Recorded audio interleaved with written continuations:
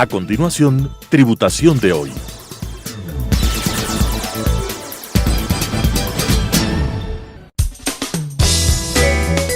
Clasificación A. Apto para todo público.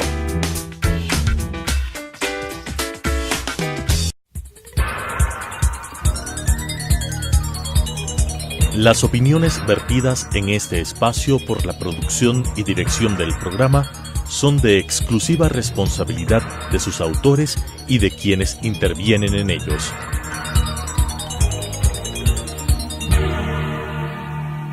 Telesucesos Canal 29 UHF presenta Tributación de hoy, un programa destinado para los ciudadanos en su entorno fiscal para el Ecuador, con la conducción de la doctora Cristina Trujillo. Tributación de hoy. Tributación de hoy, un programa diferente donde abordaremos temas relacionados con el ámbito financiero, tributario, laboral y contable. Pero sobre todo tendremos la importante presencia de entrevistados que nos ayudarán a comprender el ámbito legal vigente en nuestro país. Para mí es el día de hoy un privilegio contar con una experta en los ámbitos tributarios locales e internacionales, la doctora Tatiana Pérez, que a la vez es catedrática de importantes universidades de nuestro país, pero tiene una gran trayectoria en temas tributarios. Estimada Tati, qué gusto el día de hoy tenerte en este programa. Para mí es un privilegio porque yo conozco de cerca toda tu experiencia que has venido forjando durante muchos años, sobre todo en los temas tributarios. Gracias por estar el día de hoy con nosotros y quiero comenzar con un tema que ha venido sonando en medios, que el día de ayer se escuchó sobre el tema del impuesto verde. ¿Qué pasó ayer en la Asamblea? Y bienvenida a nuestro programa. Muchísimas gracias, Cristina. La amistad y esta pasión por el tributarismo nos une. Estoy muy dichosa de estar aquí en Telesucesos. Doy un cordial saludo a todos los televidentes y obviamente a quienes hacemos la tributación en el país en especial. Efectivamente, el día de ayer se nos anunciaba ya que la Asamblea Nacional hizo y aprobó la derogatoria de la ley del impuesto y básicamente en lo que corresponde al impuesto vehicular y al impuesto ambiental a la contaminación vehicular.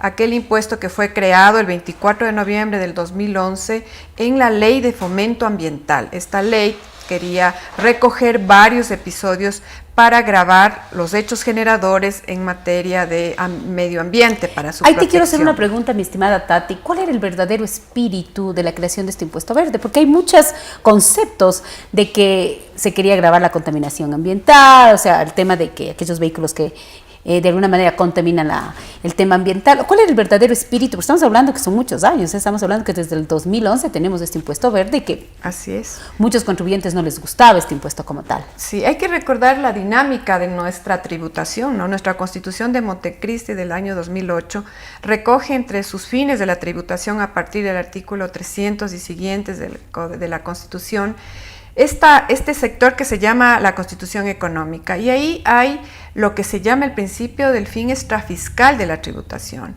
que es básicamente el aliento a la producción y la protección del medio ambiente a través de conductas sociales ecoambientales. Ese es uno de los objetivos también y uno de los principios fundamentales de la tributación. En esa línea me parece que un poco equivocado, pero se estableció la Ley de Fomento Ambiental, que es importante porque recoge los dos impuestos verdes importantes, que era que se trató básicamente de proteger el medio ambiente a través de la contaminación de los vehículos con mayor cilindraje de 4.000 cilindros para efectos de gravar a este sector y aquellos vehículos de más de 5 años, con las exenciones que determinaba la ley. El propósito de la ley era justamente la protección del medio ambiente, que creo que son esos dos, digamos, problemas que se dieron y que no cumplió el objetivo, me parece, la ley, y que lo que alertó mucho a la ciudadanía. El segundo era el famoso del impuesto a las botellas plásticas, que se graban hasta ahora en proporción de los 2 centavos de dólar por efecto de cada botella a las productoras y comercializadoras de estos productos, a las empresas y fábricas que realizan esta actividad, e incluso promocionando a través del propio Estado con su devolución de 10 centavos a las personas que las devuelvan. Así es. En ese espíritu que tú hablas y que fue, yo pienso que el objetivo principal basado en el tema de incluso de la Constitución, esta Constitución económica, de alguna manera el contribuyente sintió que con una presión de una tarifa alta de impuesto en estos vehículos, digamos ya de algunos años, se estaba generando algo no muy justo para el contribuyente. Sí, me parece que el objetivo general de esta tributación, y en especial del impuesto ambiental a la contaminación vehicular, es un objetivo fundamental, es un objetivo muy beneficioso para la sociedad. Sin embargo, me parece que es la estructura la que no se compuso de la manera adecuada. El fin, digamos, empecemos por el fin, que es lo que alertaba a la ciudadanía. Correcto. Que el fin, básicamente, cuando se planteaba este tributo y para cumplir el fin extrafiscal del Estado, la protección al medio ambiente, tenía que iniciarse un proceso de chatarrización de los vehículos ya muy antiguos, hacer fondos para que los vehículos de servicio público puedan renovar su parque automotor. Existieron varios objetivos, ¿no? Me parece que no se cumplieron a cabalidad esos requisitos. Hoy hablamos de que hay 300 millones de dólares de impuesto vehicular no pagado al Estado. Estamos hablando de un incremento. Nosotros revisábamos en un foro también en la Corte Constitucional, cuando hicimos una exposición, justamente nos convocaron como amicus curiae para efectos de establecer el beneficio o no de este tributo. Yo decía que no podemos deslindar la responsabilidad de estos tributos en nuestro sistema, que no deberíamos sacarlos del sistema legal. Pero manejarlos de una manera adecuada y sobre todo de que el espíritu de esta reforma se cumpla, porque si yo tenía claramente establecido los objetivos, por ejemplo, todas las de chatarización, si eso no se llegó a cumplir, y también el tema de la renovación de las flotas, principalmente en lo que es transporte público, ellos van generándose una inconformidad. Una inconformidad se da por parte de quién, o sea, ¿quién es el que no cumplió? Bueno, el Estado en general, a través de sus instrumentos y a través del propio objetivo que debió tener la ley. Por eso es que yo hablaba de una modulación que debía darse en la ley en relación a fijar el fin específico del tributo, que debía generarse como sucede en el impuesto a la renta, el IVA y el ICD, que tienen objetivos específicos dirigidos a potenciar el presupuesto general del Estado a salud, educación, y tienen su fin específico. Y que el contribuyente sabe que cuando yo estoy cancelando mis impuestos, en estos impuestos manejados por ley de régimen tributario interno, por ley de equidad, tienen un específico objetivo que es esto, ¿no? Yo estoy dando mi contribución, pero a cambio, ¿qué se está generando? Y está claro. Y yo creo que más que legalidad era un tema de legitimación, por eso hablaba yo de ponderar la propia ley y modularla, en el sentido de establecer un fin específico, pero además había el otro problema, que era el tema de la tarifa muy alta en relación a ciertas personas. Yo convoco un caso que era el que se expuso. Es importante que nuestros televidentes podamos tener un caso más o menos como esta proporción de los impuestos. Si tú nos vas a ilustrar con un tema o un ejemplo que nuestros televidentes puedan mirar cuál es esta proporción de la tarifa elevada y cómo se comienza a generar esta preocupación dentro de los sujetos pasivos, ¿no es cierto? Claro, se supone que el hecho generador, y así se estableció en los elementos constitutivos de este tributo, que era básicamente el uso de vehículos en esta proporción de más de su vida útil mayor a 5 años. Así es. Y se gravaba en una tarifa establecida que era porcentual, ¿no? Del 0.01, iba incrementándose, entonces, en relación al avalúo comercial. Aparentemente, si uno busca la forma, hay unas exenciones, y justamente la discusión que se daba era para las exenciones, por ejemplo, ¿no? Porque se exonera los vehículos de uso público, los buses y transporte público, se exonera el tema de los taxis y los vehículos escolares, que tendría una lógica. Sin embargo, muchas de las personas decían, esos son los vehículos que más contaminan y están exentos. Exacto. Pero la lógica era conformar un fondo, hubiese sido para efectos de mejorar ese patio automotor, lo que no se dio. O segundo, el tema, por ejemplo, de las personas de la tercera edad, las cuales no tenían este tipo de exoneraciones. Y, por ejemplo, ahí se mostraba ejemplificativamente un caso real con los documentos que nos ponían en el debate de una persona, de un adulto mayor, hoy quizás ya con otras protecciones, con la ley de adulto mayor, pero en ese momento justamente esta persona pagaba su tributo en relación a su vehículo, que era más de 8 a 10 años de vida útil.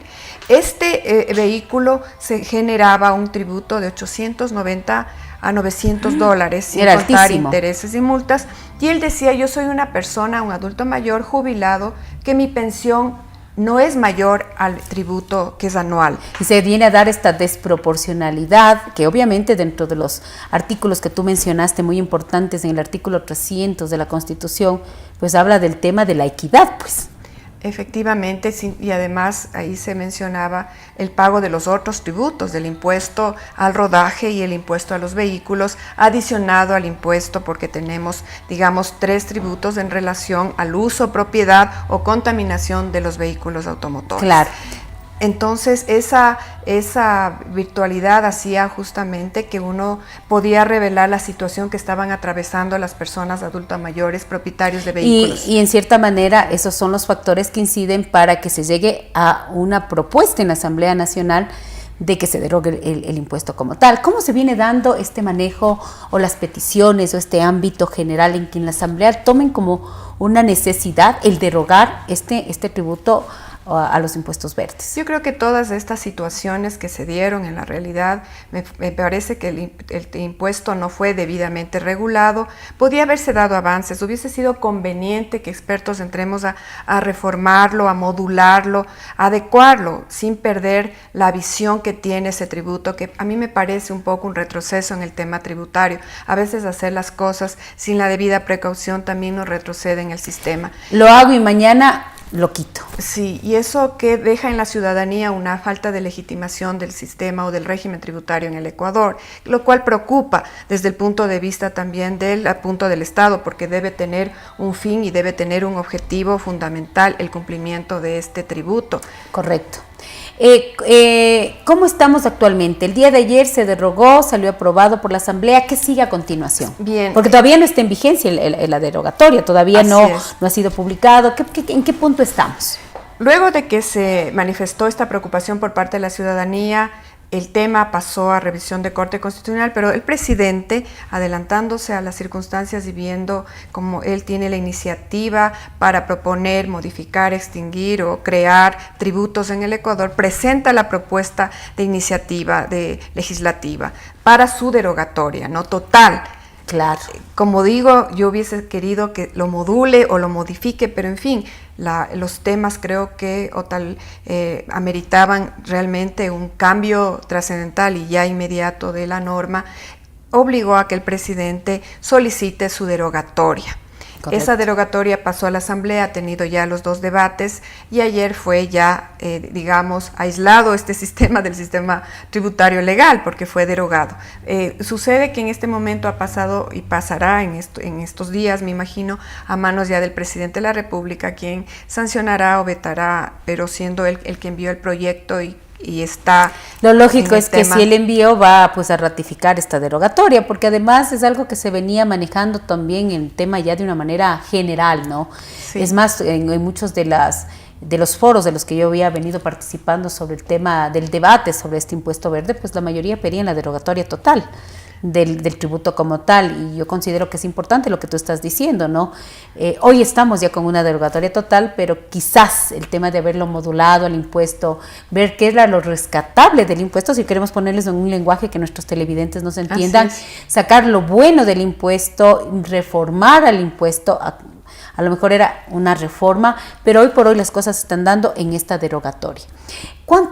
Tenemos datos de cuánto benefició, y hablemos en números, a nuestro Estado ecuatoriano, o realmente es más lo que está pendiente de cobro? Porque tú hablaste ahorita de una cifra, sí, que me quedé preocupada y me quedó sonando sí. Es un valor altísimo. Sí. Se está hablando hoy de una remisión, eso es la segunda parte de la reforma. La Asamblea Correcto. Nacional ha propuesto también el tema de una remisión, una segunda remisión que habría para efectos de últimos, ¿no? Porque la anterior fue por la Ley de Fomento Productivo. Por la Ley de Fomento Productivo, habría una remisión de este tributo y dicen que, bueno, desde su creación, que sería 2011, claro. Básicamente estamos en el Servicio de Rentas Internas, aproxima el tributo a una deuda de los sujetos pasivos de 300 millones más o menos en todo este periodo. Es impresionante, estamos hablando que desde el 2011 hasta el 2019, entre capital, interés intereses y multas estamos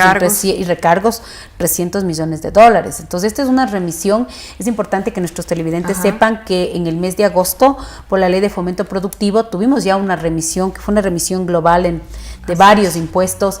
Esta sería una remisión específica para el impuesto verde. Estamos hablando que es 300 millones de dólares lo que el Estado no cobró por este tributo como tal. Así es.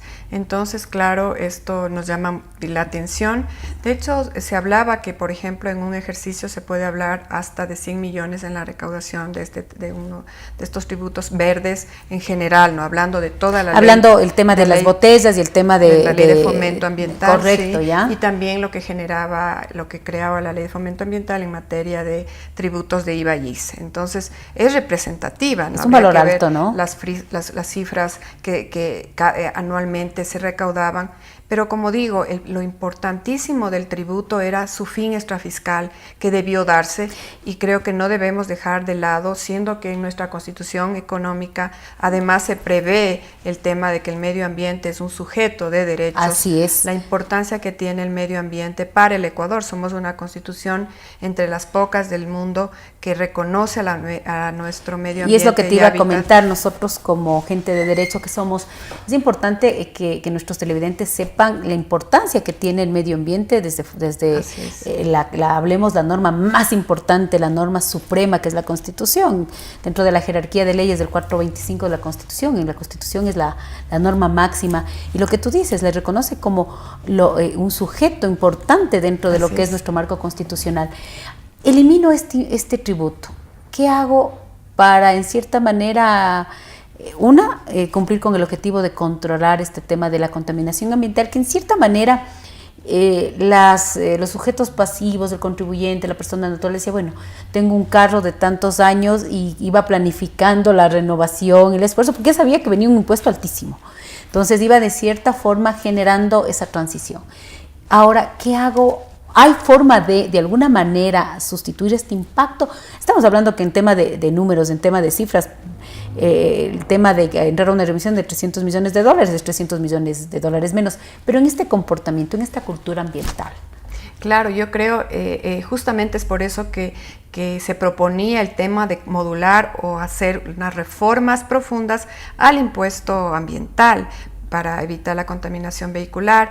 Debía haber eso, ¿no? Porque hablar ahora de una sustitución no es debido para la economía y no es debido para el sistema tributario, porque quitar y poner en el sistema de la economía transgrede a veces no solo las normas legales, sino que desvía la atención en la economía, que provisiona y que mira al respecto con seguridad jurídica tener un sistema estable. Acabas de tomar algo importante que siempre se escucha, ¿no? Siempre se comenta, ¿qué es lo que más ansías de un país? Es la estabilidad jurídica, la seguridad jurídica, que las leyes se mantengan, que las leyes siempre sea para mejora.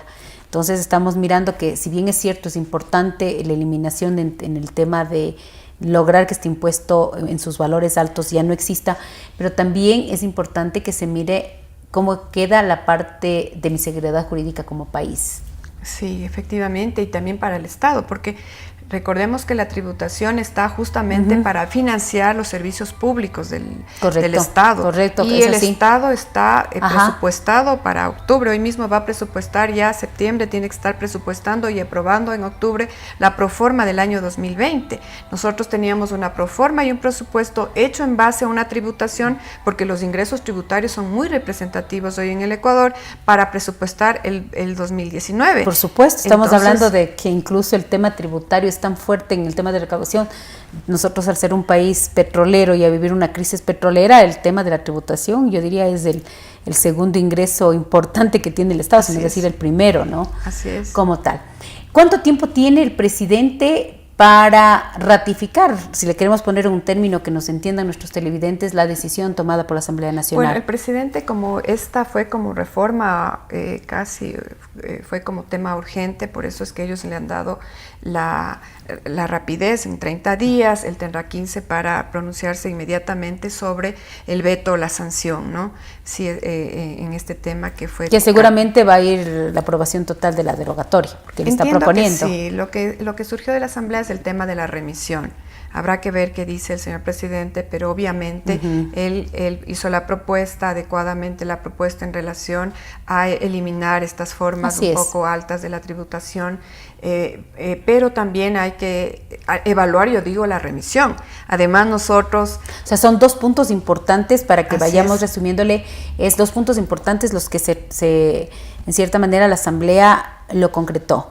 El tema de la revocatoria del impuesto verde en su totalidad y la remisión. Así es. Que viene que vendría, si el presidente lo ratifica, desde el 2011 hasta el 2019. Así es. Es decir, una remisión total de todo lo que venía acumulado. Sí, eso es en este oficio que ha llegado ya oficialmente, que está en los medios de 9 de julio del 2019, que fue ayer. Están remitiendo este proyecto de ley derogatoria, uno ahí en sus líneas. ¿Cuánto plazo tiene el señor presidente de la República para darle trámite a esta ratificación de lo actuado por la Asamblea?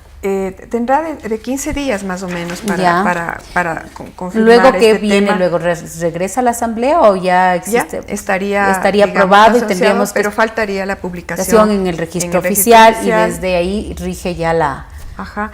Básicamente, si leemos aquí la propuesta, porque estamos hablando aún de una propuesta mientras el presidente no sancione, la remisión es del 100% de intereses, multas y recargos de este tributo, ¿no? Sobre el saldo del capital adeudado, y es básicamente en el interés, multa y recargo.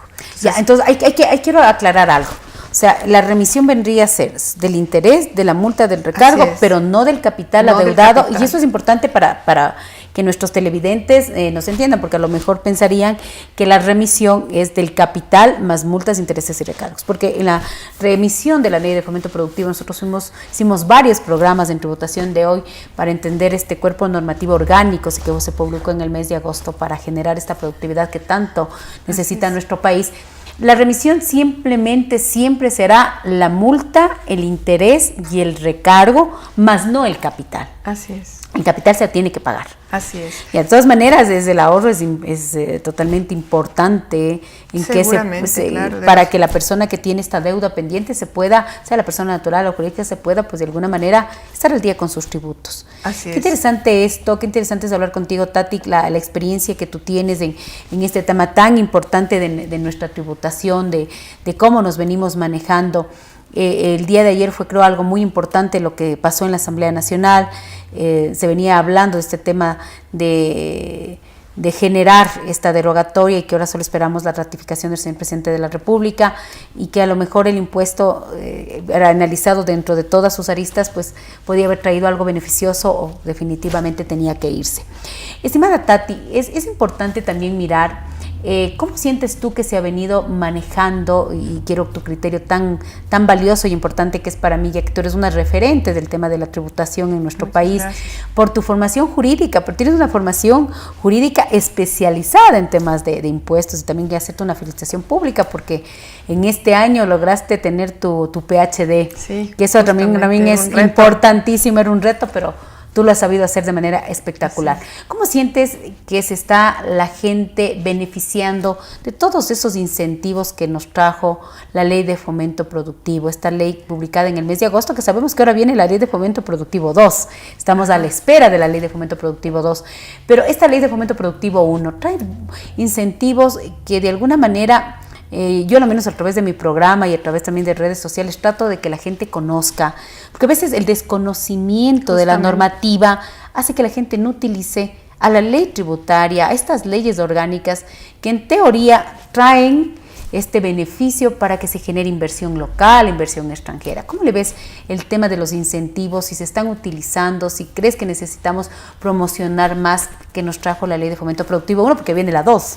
Sí, justamente. Yo creo que de hecho, veo en el Colegio de Contadores que hacen una muy buena difusión de ellos, ¿no? Es importante, definitivamente en tiempos de crisis el Estado interviene, se han tomado medidas, yo concuerdo en muchas de ellas, en los temas que se abordaron, desde el tema de salarios, de protección de grupos vulnerables, de seguridad de empresas, se han creado muchos temas importantes de beneficios, indudablemente.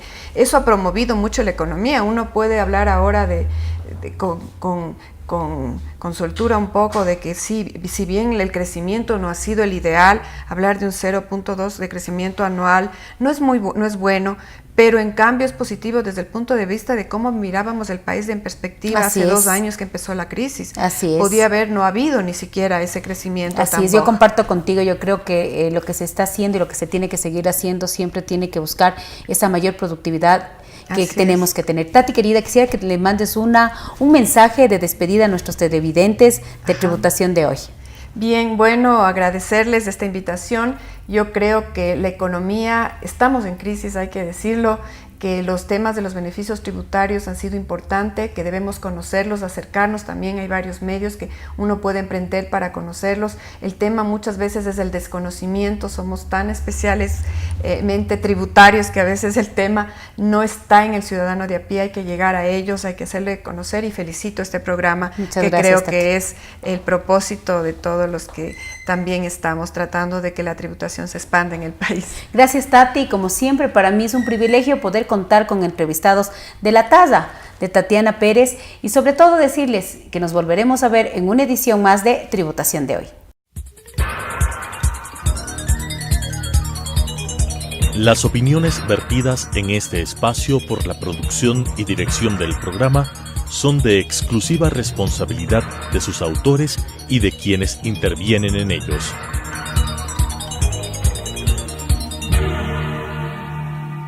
Telesucesos Canal 29 UHF presentó Tributación de hoy, un programa destinado para los ciudadanos en su entorno fiscal para el Ecuador, con la conducción de la doctora Cristina Trujillo. Tributación de hoy.